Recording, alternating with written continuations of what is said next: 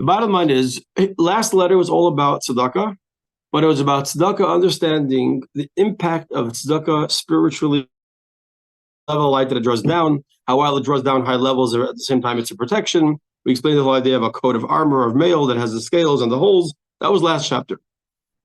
This chapter, or this letter, the Alter Rebbe is going to explain the relation between tzedakah and redemption, tzedakah and geula, and he's going to start off quoting a Rambam. But the chapter really is going to focus on not the material redemption, the big redemption, the Mashiach, which it is that too, but it's going to focus like a focus on the spiritual redemption. Every single person, like when the Rebbe gave the famous talk that he said on the 28th of Nisan, 1991, he said not only that we're still in the Golus, but we're still in the Golus HaPnimi. What's Golus HaPnimi mean? My personal exile, I'm stuck in my exile, I'm stuck in my own journey, and I'm held back. And we're going to discuss that today. So let's start off chapter 4, page Kuf Hey, opposite page 208. It says like this: Ein Yisrael Negolen Ela B'Tzedakah. The Rambam writes that the Jewish people will not be redeemed only through tzedakah, which means tzedakah is the key, is the tool. Good morning. How one can come to redemption. Shenemar v'shaveha b'tzedakah, like it says, and it's either different definitions of v'shaveha. Either it means it's residents or it's captives. But the bottom line is the pasuk says Tzion b'mishpat yipadeh. Zion will be redeemed with mishpat. Mishpat means Torah study. V'shaveha, and it's either captives or it's residents, will become in tzedakah with charity. Now, in some places, it doesn't mean charity. Whenever it says tzedakah next to mishpat, it means justice.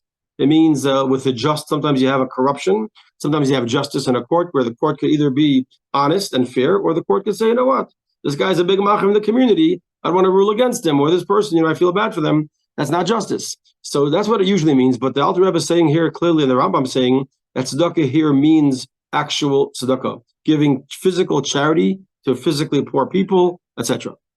Same thing. It's returnees? Yeah, come in. There's a few, those who are coming back. Yeah. So there's a few definitions. Good morning. Nice to see you. Welcome back.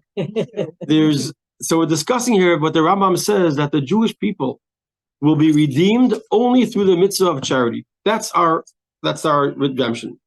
The question is, what does this mean? What's going on here? So the Alter Rebbe is going to go now and explain by addressing a couple other verses that are similar verses that you seem to address a similar idea. He's going to laser into the idea of a spiritual or a personal exile. All of us are in exile today. We're living in a world where there's unfortunately hatred, there's unfortunately concealment of godliness. People are anti-Semites, people have suffering. It's an exile. We need Mashiach to bring the world to a beautiful place. But also each of us on our own have certain exiles, whether they're limitations that we have, a lack of religious connection or observance that we could do, or other things, as we'll see, some very powerful ideas, and that's called a personal exile. We're going to focus on that. Now, it's like this. Ksiv, there's a verse that says, Tzedek lefanav yahalech v'yasem l'derech pamav. That's the verse. And it's which means righteousness or charity shall go before him. And what's interesting is, it doesn't say Tzedek lefanav yelech, it says yahalech. Now, in Hebrew, like in every other language, there are different types of good morning, different types of ways to say things. There's a way to say something, I will go, I will make you go, I will go with you, you'll go on your own. It's all poel, nifal, if you're doing it, if it's happening to you, if someone's doing it to you. There's all different ways to say how something's being done. Yehalech means, I will make someone go. Yehalech means he will go. Yehalech means we'll make someone else go. So it says, the question the Alter Rebbe is asking is, why does it say tzedek lefanav yehalech? Good morning, good morning. Why does it say the righteous will go before you with yeh? I will make you go. It should be yelech. We'll go. Just to real quickly recap, we're quoting the Rambam. No, perfect. We're quoting the Rambam that says that the redemption to the Jewish people will come through charity, and that's the verse he quotes from the Rambam to start off. To explain this, we start off explaining another verse in Tehillim where it says charity will go before him. And it doesn't say we'll go before him, but we'll make go before him. I'm going to explain what that means. What is this thing that it's making go, as we'll see shortly. Okay, To understand this, the Alter Rebbe now starts the explanation. Till now it was like a couple of quotes getting started. Now we start. Third line, second word. The idea is as follows. Al Pi Mashakasa, this is a verse that we say every day in the month of Elul. It's in, I think, in it's either Bachinafshel, I forget where it is. I think it's Lav Shamari. Yeah, Chavzayin, the Lav Shamari. And it says there these words. It says, Bakshu L'cha Amar Libi, Bakshu Fanai Elecha Bakshu Panai Espanech Hashem Avakesh. That's what it says. Espanech Hashem Avakesh. Which means Hashem, the way it's explained by many commentaries, including Rashi and others, L'cha means for you. For you, God. L'cha Amar Libi, for you my heart says, Bakshu Fanai, which means search my face. I mean, God's telling us, search me out, find my face, find my countenance. And as Panech Hashem Avakesh, and we say, yes, I will search you out. I will go search you. So we're saying to God, this is a simple meaning of the pasuk. Hashem, my heart says, and responds to your request of search out my face, and your face I will search out. So the question that's bothered here by the Alter Rebbe is as follows. Why does it say Bakshu Fanai when the verse is going to say 3 words later, Es Panech Hashem Avakesh? You know, when we talk, or I don't know about you, when I talk, I write an email, it's going to be delicious and tasty, it's going to be fun and yummy. You know, we try and make all different adjectives and description and how to make it sound exciting. Hashem is saying a pasuk. David Melech has a pasuk in Tehillim, and he says in the same verse the word Panecha twice. It says Panai Panecha. It means the same thing. Why would you repeat yourself? Says the Alter Rebbe. Obviously, it's another way to read the pasuk. Hashem says Panecha, and you answer, we will. Yeah. So it's all about saying, we're saying to Hashem, for you will search out your heart. You say my heart, right? So you're right. This question is not such a profound question of like, how do we figure this out? Many questions that we ask in Hasidus are other answers given that are simple, like you're saying. There's a way to read the pasuk where it makes sense, but there's also the way to say without it. The Alter Rebbe is going to say that it's actually 2 different panais. The first panai is my panai, my insights. The second one is Hashem, your insights. In other words, now we can read it, L'cha Amar Libi Bakshu Es Panai. I want to search out my insight. And then I will search Hashem, your face, which means somebody was just saying, I was on a trip in Birthright last summer, not just, but last summer. And they went to visit this person in Tzfas, and he's giving a talk about finding your soulmates and getting married. So one kid raises his hand and says, how do you find your soulmate? And he says, first you got to find your soul, and then you can find your soulmate. It was a nice, sweet answer. It was cute. I thought, it's a deep idea in many things. But the beautiful thing is, he says, first I got to find myself. Then I could find God. What does it mean to find myself? And now we're going to go into what this chapter is about. Every person functions on 2 levels. And when I say every person, I mean it spiritually, I mean it materialistically, I mean corporally, I mean indulgingly. We have 2 levels that we operate on. Pnimiyas halev, v'chitzonius halev. The inside of my true self and my external self. No, this is not pnimiyas chitzonius haratzon. That's something else. Pnimiyas haratzon, chitzonius haratzon is what I really want and I fakely want, which means, just to separate it, pnimiyas haratzon, which we spoke in the previous chapters, and chitzonius haratzon, that means my inner desire, my external desire. That's something completely different. That means, do I want something or I want something else to get that thing? So for an example, I want to support my family. So I go and work in a coal mine and I chop coal. I don't know what I do. So do I really want to chop coal? No. So why am I doing it? So I want to support my family. So that's chitzonius haratzon. And then you have achra, and there's what I'm doing something I really don't want to do. Supporting my enemy, which you have to do, for an example, when Israel changes a hostage or pays money to get a hostage back. I despise the people I'm giving money to. So why am I giving it to them? Because of something else that I want. That's a whole different concept. Here we're talking about on the function level of love, desire, attraction. There's always going to be 2 layers. What I want because of a conscious, logical reason. For an example, I'll use an example. A person could say, I love my son because he's so smart. Okay, that's a very external level. You know why you love your son? Because he's your son. There's no reasons for it. So you have your inside reason why I love my child, and you can say external reason. That's a very obvious, giant space. But you can have it in many things. Why I do things in life, why I want things in life. Why do you want a certain thing? Why I do certain things? Either it's and it could be a logical reason, a very good reason. I came to the conclusion this makes sense. anything you reach to a conclusion and that's why you want that is not really you, because your conclusion could be different. Your thoughts could have a different result because different path. In other words, I could today agree that I like very much this particular candidate for a president, but I really want him to win. And then I find out something about it. Someone told me, and I really don't want him to win. Do I want to win or not? Well, it depends. I could change. So it's not really me. It's external factors that want, and I'm projecting it for myself. Then there's the real me. The real me is my child, God forbid, could do things that will upset me and break my heart and hurt me. It's never going to change my love because I don't want him. I don't love him for a reason. I love him just because that's my identity. This is me. So Pnimius Halev means that which I want or love or care for, because this is me. I love. Some people are passionate about art. Some are music. So it's not like a good thing in life if you want to make it in a career is to study music or study this, and you'll grow appreciation to it. One day you can hate it. Somebody whose life is art or music. This is my identity. I'm not happy without it. This is me. It's not why. I don't know why. This is when I'm happy. This is the real me. So there's what's called Pnimius Halev, and this is corresponding to also the two altars in the Beis HaMikdash. The Mizbeach HaPnimi, which was no food on it, only smoke, only spirit, only essence, only aroma, and the external altar, which was also meat and not potatoes, but all the meat and the good stuff that was on the altar. So that was already things. There were flavors, and there were things in the Mizbeach HaPnimi, the inside altar. There was none of that stuff. So it's two different levels of attachment. Is it just pure, just the essence, that's the incense, or is it something with reasons? Now, you have this on a physical attraction level, family, friends, things that I want, art, and you have it spiritually. My connection to God. Is it because I sat down and I said, you know what? I made a calculation. There's got to be a God. Or I know there's a God, but it's worth it to be observant or to worship him because he pays off. Or I think about how wonderful he is and caring and compassion. All these things could lead me to love him. But one day I could be mad at him and I could stop loving him.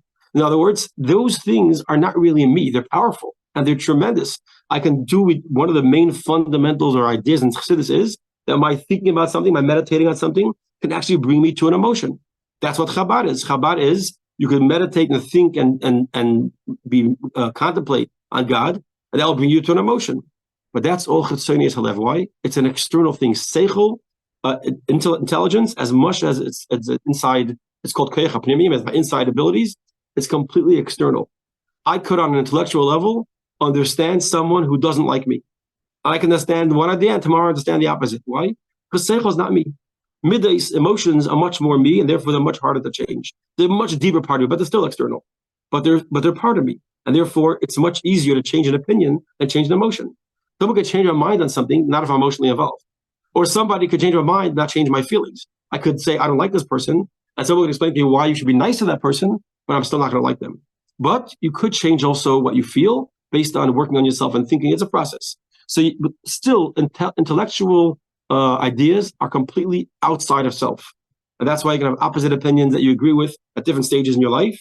And that's why you can have a person who's healthy will never come to a time when they hate their child. God forbid. They'll be upset. They'll be frustrated. There'll be issues. There'll be complexities. But never, God forbid, he always... I remember, I shouldn't say this on camera, but I remember my brother, which brother doesn't matter. We were about 10 or 11 years old. I'll never forget this. We were in my grandmother's basement, and we got into a fight, and I punched him in the stomach. And I must have hit him in the right spot because he started, I said, are you okay? You okay? I thought I'm in a fight. Yeah, but I really care about him. So as much as I can be in a fight, I punched him, which is a good thing for a brother to do when you're 10 or 11 years old. Not so much when you're 35. But the reality is, I know it was weird how I look back. I cared right away that I hurt him too much, So there's a part of us that which is really part of us, nothing can change because it's not logical. It's what's called above logic, as we'll see the right wording for it shortly. Let's see this all inside. So it says in the verse, since it's going to say panecha later, it can't mean regular panai, the face of God. It must be my panemius, my inside. Panemius halev, kine belahav, yisoid ha'esh helikis shebelev. Because you should know, he says, he's going to introduce us to an idea which we actually discussed earlier in Tanya in the very beginning, but he's going to explain it now in this letter that he's sending out. The Alter Rebbe sent his letter in the Chassidim. He says, in the heart, there's a fire. And now the word lahav, you'll see in the next line, we say behalev. There's two ways that there's two editions. As you know, these letters were compiled or gathered by his sons. He had 3 sons that gathered and a daughter that gathered all the letters. and put it and compiled it together into the Tanya. This is the fourth part of Tanya after he passed away. And these letters, the letters aren't put there in entirety. A lot of letters are cropped, or what are they called, are edited to take out, either, not that it was confidential, but it wasn't pertinent to generations of Chassidim. There was something to a particular situation in a particular place. Those letters aren't in here. So this letter particularly, I think, is cut up a little bit. So it's letters that were not exactly as he wrote them. The words are exact, but they cut out pieces, edited it. They redacted certain parts, I guess. So sometimes there's a different opinion what the actual original was in this particular word. Not sure how it happens, but it happens. So either it's behalev or belahav. Either it means in the heart or in the flame. But it's both that means the fire of the godly soul. Yeshbeis bechinis, there are two levels. So in the soul of a Jew, in your godly experience to connect to God, we all operate on two levels. There are two ways how we communicate emotional connection, love to Hashem.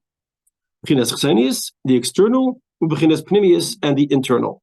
And again, chesenius here means like I said, not that it's bad or no good. A lot of times the chitzonius means something negative. Here it just means not the real core me. Chitzonius halev, and he explains it now very, very simply, but what's amazing is, I was looking at one of the shiurim in one of the books I was preparing with, and he says, what's tricky here to learn this chapter is these two ideas of chitzonius halev and pnimius halev, the external part of your heart, the internal part, are explained in many places differently. It depends what the meaning is. All the same theme, but it's explained depending what the topic of the mimer or the discourse is, a little bit differently where exactly you draw the line between these two. But here he's focusing on this aspect that we're going to say, which really is going to focus on what creates the feeling and what's the result of the feeling. That's the key element here. What creates these emotions, as we'll see in a minute, and what is the result of these emotions? That's the key element of pnimius and chetzonius in this case. So we say like this. Chetzonius halev, the external part of the heart, or I'm not talking about surface, I'm talking about an idea. This comes from a fire, a flame, a love. And this is it's not like light level stuff. This is high level stuff. A tremendous burning and a yearning and a fire in your heart that comes from bina vedas. Bina is, and again, we have to take it very carefully, the words chachma, bina, and das. Chachma, as you remember, is that spark, that little ignition of a idea. If you want to go back, the original metaphor we gave 10 years ago when we started learning Tanya was if you're walking at night in the forest and you come into this pitch black cabin and suddenly there's a lightning and a flash of lightning for 1 second. And now after the flash is gone, you can start saying to yourself, okay, I saw a right side, I saw a staircase ahead of me, I saw a sink, to the left I saw a chair. Now you saw it then, but it wasn't processed at all. So chachma is that which comes from the deepest part of our soul. We don't produce chachma. That comes from deep within. That you can't create chachma. You could get into a zone where you're susceptible, and it could happen, some flashes idea. But usually it can happen while you're relaxing in a chair, taking a shower, and suddenly an idea pops into your head. You weren't even trying to think. How'd you get the answer? Famous stories, this guy ran out of the bathtub with an idea in science. It's because it just flashes the right time. But to develop, you got to grab it. That's why a lot of times a teacher will be talking, or sometimes a teacher will be talking and say, oh, stop. I just thought of something. Tell us. I can't tell you. I didn't develop it. Give me a minute, quiet. And if you don't, you could lose it. No different than developing of a child, a seed coming into the woman. There's a spark, and then it's got to be developed. And if it's not caught right away, you could lose the chance. So this is the idea of bina, is that development of that flash. So we're not talking about chachma, as you'll see. Chachma is a higher level. Chachma is above rationale. Chachma, as we'll see, represents the level of sight. The difference between chachma and bina is seeing and hearing. I don't care what anyone tells me. If I see a guy stand on the floor and jump onto the roof of a building, you could tell me 100 times why it makes no sense. It's not logical. I saw it. Chachma is a level of my identity and my level of connection to Hashem above logic. I see it, I believe it, even though today nothing you could believe. What you see, what you hear. But ideally, what you see, but I hear someone tells me, you know what the guy did? He jumped from the ground to the roof. Oh, wow. And someone tells me it's impossible. Okay, maybe it's impossible. I thought you believe it. I did until you said it was impossible because it's not really ingrained in me. So my mind can change one level of bina. But chachma is core identity and level of sight, and therefore it's unchangeable. So we're talking here in the level of bina and down. Bina is a level of comprehension. So if you want to say that chachma is conception, bina is comprehension, and das is application. What does application mean? I'm applying that personally. There's information that I understand. Let's say someone talks about the idea that smoking is terrible for you, and it could be ineffective to me. Ineffective, why? I like to smoke, so I don't want to let it touch me. I like to drink. I don't want to think about the effects. What if someone gets to my head and says, Moshe, This affects you. Your brother, he's not feeling well because of this. Oh, okay. Now, das means I'm allowing that information, that technical knowledge, to affect me personally. So Bina and Das are the levels of comprehension and of being affected by it. So he says, where does this external level of love to Hashem come from? It comes from a mental comprehension, thinking, and letting that knowledge affect me and sort of percolate and have an effect upon me. Begdulas Hashem ein soif baruch hu, about the greatness of Hashem, who is infinite. Lehisboinen u lehisboinen, two different opinions how to say it, but to meditate, begdulasai, and to meditate in Hashem's greatness. And he says something interesting. Lahilid mitvunazu. He doesn't say mebinazu. He says mehilid mitvunazu. Tvuna, if you remember, we had much earlier again, also at the beginning of Tanya.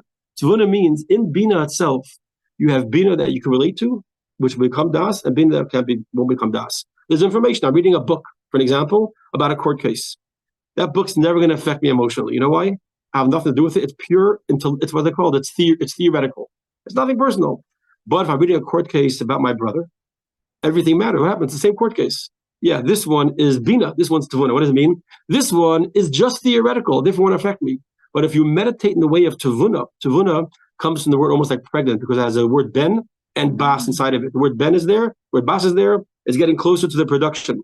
So when you take the word tevuna, or the concept of meditation to affect me, that can develop into a feeling. Because I'm reading a book of some fictional story, or I'm reading a book that has nothing to do with me, unfortunately. You hear about what happens in Darfur. It's very sad, but it doesn't really affect my lunch. It's just very sad that stuff go on, that good people are dying. But God forbid you hear something going on in Israel.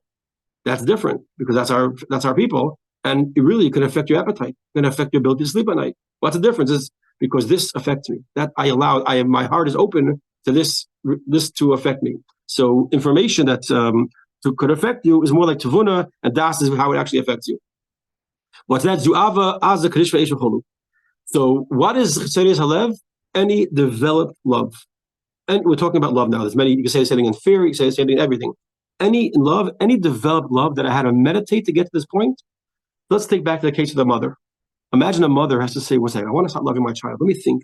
Children are cute. They're fun. Okay, it's pretty sad. That means your relationship with your child is not intellectually based, because you don't have to think about why you love your child. You just love him because it's there. So obviously, this concept of intellectually created love is not the relationship of a mother, and a child. What is it? Upnimius halev. There's something much deeper. It is that peak, that point, which is the true insight of who you are. Who are you? Who are you really? A lot of us function on many different levels. We could be angry, we could be happy, we could be running, we could be wild, we could be. But then, who are me? Who's the real you? What's the you when there's no? We talk about a lot of times when names come up, Tzedokim and things. I like to find out. I say, who is this person when they're not in camp and they're not in school? When they're just sitting alone, what type of person are they? Are they quiet, happy, sad, angry, bitter, fun? What's their default status? Meaning, who are you inside? Your true self. The umka de liba, shehi l'mayla maylam chines hadas v'hatvuna, sheyuchel adam l'zbeinin b'liba God's Hashem. But talking about much deeper and much higher than the level you can tap into by thought. You see, meditation could reach a very deep level, but meditation will never reach the ultimate level, because it's always going to be intellect. Intellect is not really me. The proof is that I could change my mind with the more knowledge I have. I have different opinions. Science is changing, knowledge is changing, discoveries are changing, because it's just information. It's data. And data, which is practical, could affect me, how I think and how I look and how I feel about things in the world. But at the end of the day, the real me won't change. What I really love, therefore, by the way, getting back to Israel, no matter what information someone shares with me, no matter what they're going to share with me, I'm going to support Israel. Because my relationship is not because I agree with what they're doing, and therefore I support them. I support them. And therefore, I always find the positive with them. I'm absolutely biased, 100%. But also, I think, okay, I'm not again intellectually, it always makes sense. But my end of the day is, even if someone tells me what they're doing is such and such and such, it won't change my mind. Because I don't like or care or love Israel or the people there because of that they're good, just, or moral people. I love them. Like a man loves a child or a sibling or any other love in your life. And this type of love is the deepest part of yourself. And he says, there, the intellect will never reach. And the proof is, you won't change your mind when someone convinces you that somebody you love, or for that matter, by the way, when it's something in material pursuits. You want something you really want to do. I really want to go and buy this car. and you know I can't afford it, and your friends tell you it's a dumb idea. I know it's dumb. I know I regret it, but I'm doing it. What are you thinking? I'm not thinking. I'm doing what I want. Because intellectually, this is a very bad idea. And we find a fascinating thing when it comes to these bad ideas. And I noticed this. So this is like to myself a good example. So I don't know if it applies to anybody here. A lot of times at night, I know it's late and tired. I got to go to sleep. Then I might be watching something on YouTube or something, a video or something, and I'll take another 20 minutes, half an hour. I should have gone to sleep. That same thing I might have said to myself, I should learn something I didn't finish today learning, but I'm tired. I'll be much easier to convince myself to go to sleep instead of learning, or instead of doing something I should do, dishes, whatever, something important, versus doing something meaningless that's just enjoyable. Why? Because the materialistic part of myself that just wants to either call it escape, call it get there, it's not logical. I'm not watching or doing this or sitting down and doing nothing or listening to this song because I think it's a good idea. I'm doing it because my inside, my material self has a desire, which is not logical, for something like this. And most of the things we do wrong in life, especially the big, big mistakes, it's not that we thought they were okay. We knew they were really bad ideas at the time. And the back of our head, we said, we're going to regret this. But nevertheless, we did it. Why? Because I really wanted it. The logic didn't get in the way of doing what I really wanted. And this is the same idea in the spiritual, that the logic can't get in the way of who we really are. In other words, it's above logic. It's a function above logic, which is a very fascinating idea. But we operate this way in finances, in business, in trips, in sins. This is how we operate. This is why we do things that we shouldn't. And this is why we do things that we should.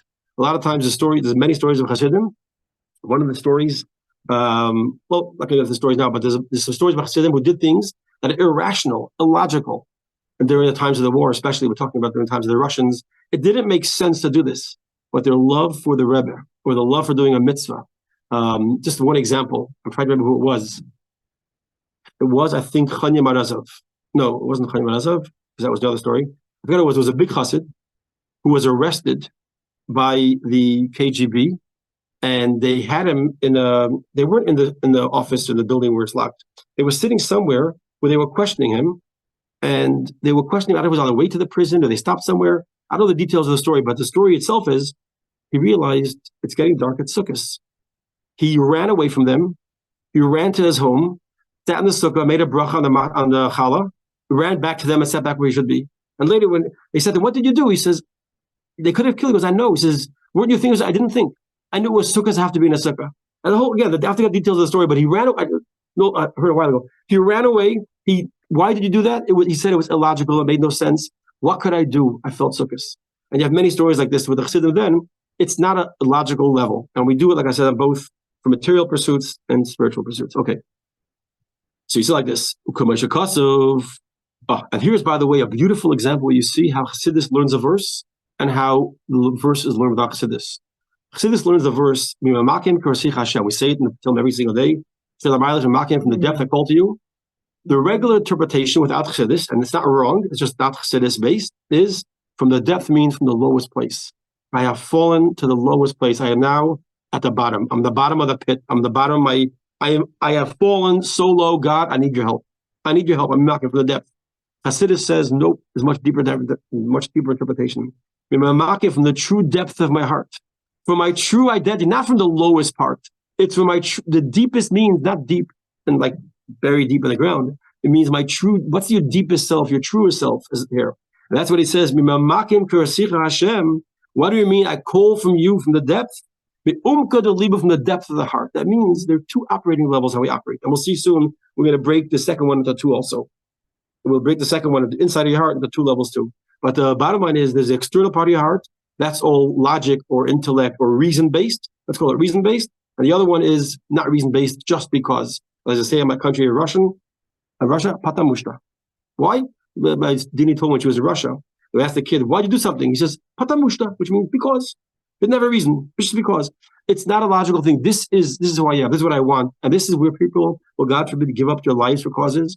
People will die, not just because of their religion, but that's the biggest reason. People die for causes of trying to accomplish the most greatest goals of climbing Mount Everest or trying to accomplish things or doing these deep sea diving. It's dangerous. I know, but I have such a passion to accomplish this.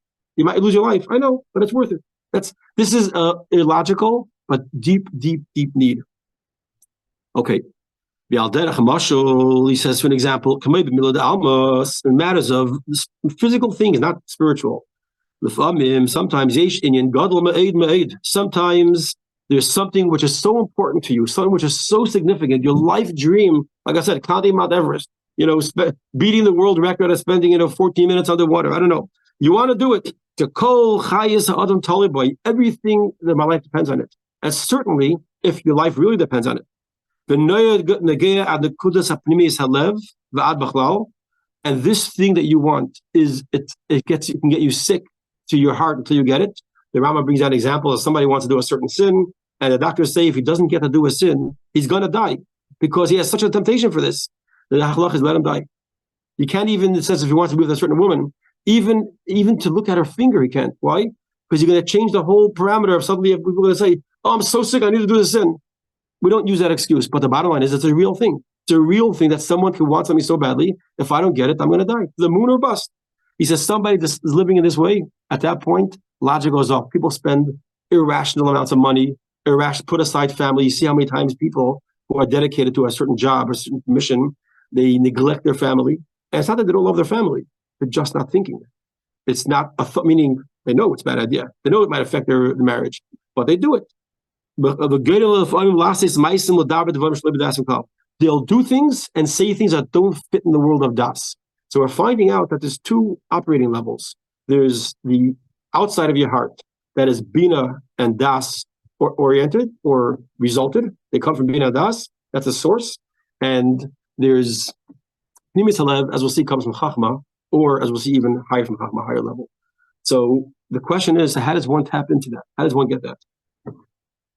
He says like this: just like you can have it in physical and material pursuits, that a person get to a point that they absolutely want something so badly that it's above rationale, above logic, above reason. I can't give you a reason why I want to do this. I can't give you a reason why. That concept is found also in spirituality. I love Hashem not because He's kind to me. We went through all meditations.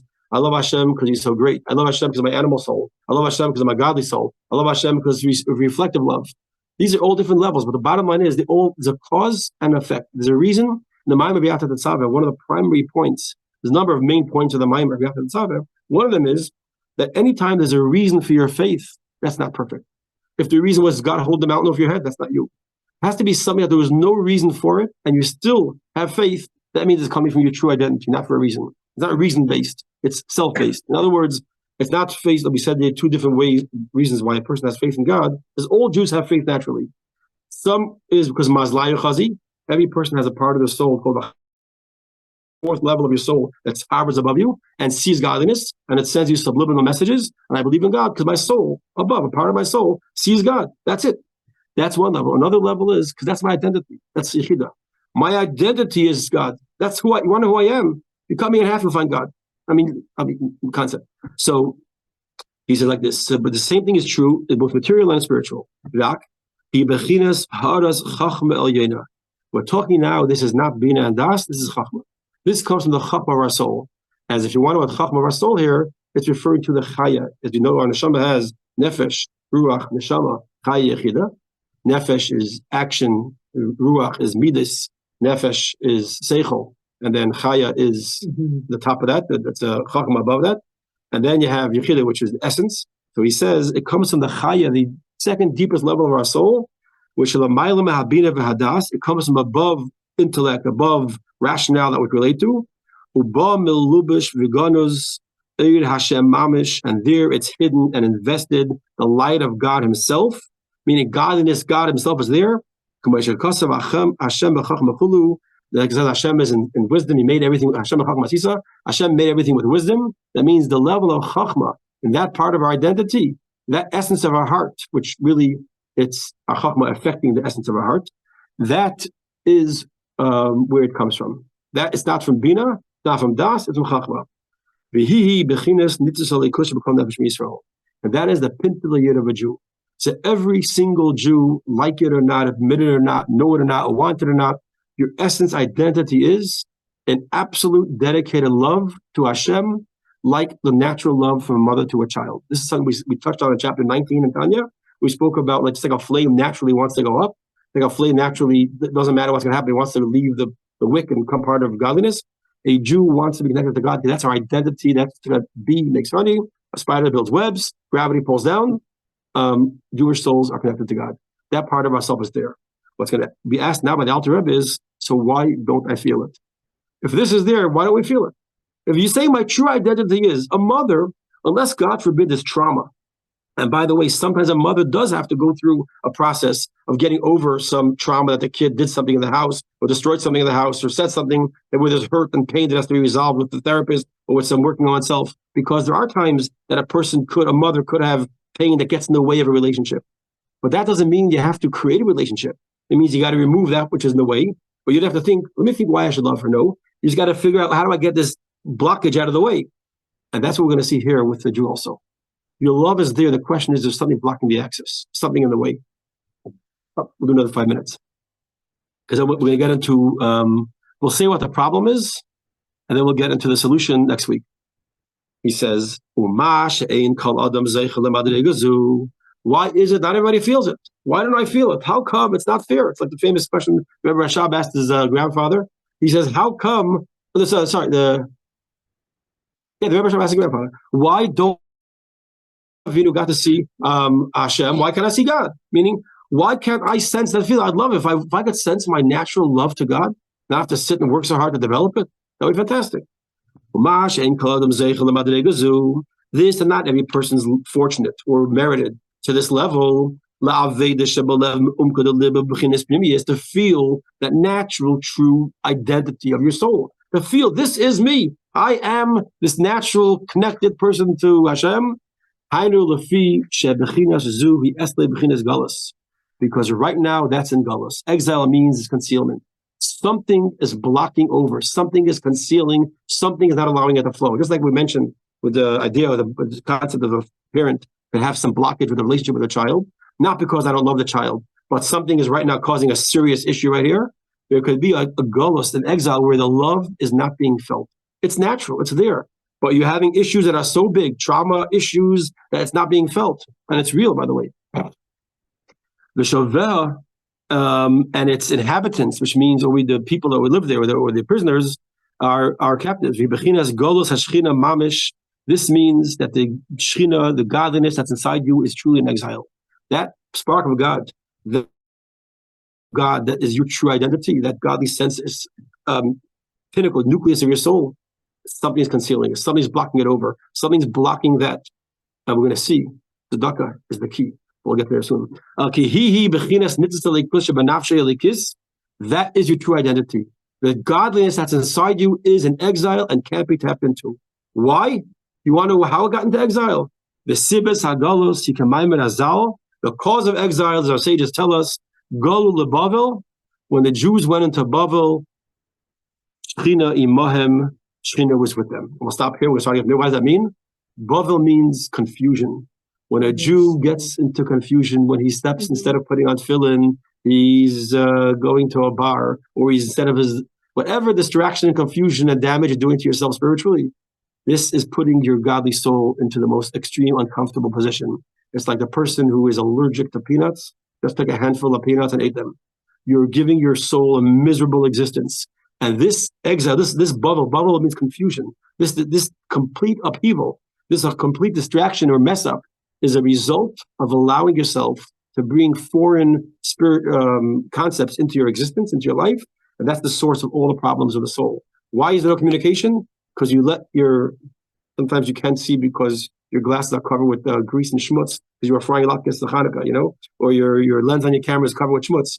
If it's covered with schmutz, the problem is not the person's not clear, and the problem is not your eye. The problem is there's something in the lens that's blocking.